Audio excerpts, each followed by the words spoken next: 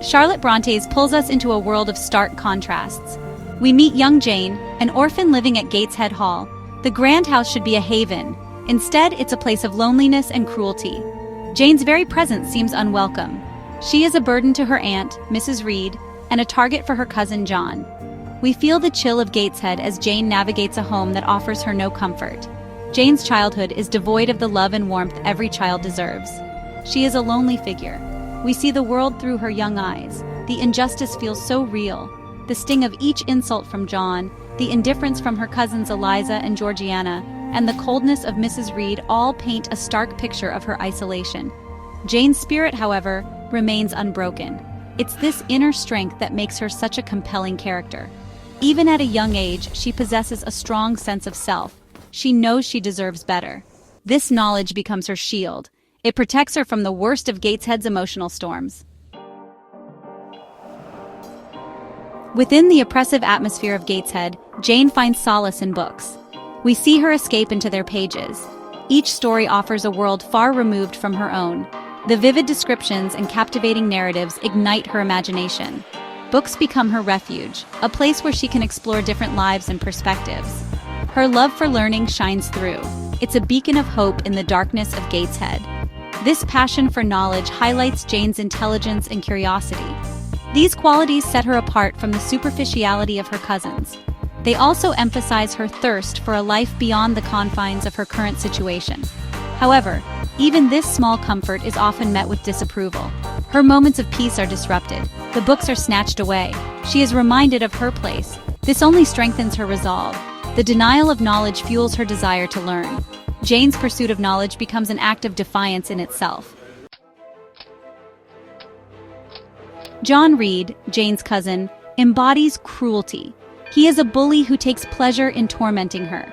His physical and verbal abuse highlight the power imbalance at Gateshead. He represents the injustice Jane faces. His actions stem from a place of privilege and a lack of consequences. Jane initially endures his torment in silence. She is afraid to speak out. This fear is a product of her environment. However, a pivotal moment occurs when John physically attacks her.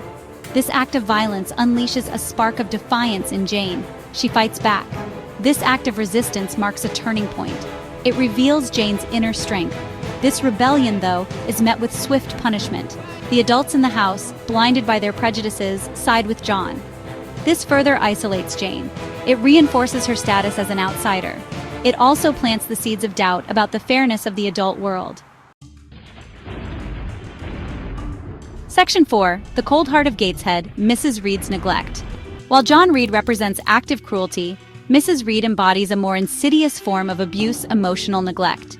She is a woman driven by appearances and social standing. Jane represents a threat to her carefully constructed world. Mrs. Reed's dislike of Jane is palpable. She constantly reminds Jane of her dependence on her charity.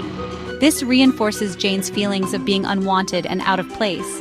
Mrs. Reed's coldness creates an atmosphere of fear and insecurity. This impacts Jane's sense of self-worth. It also highlights the lack of love and affection in her life.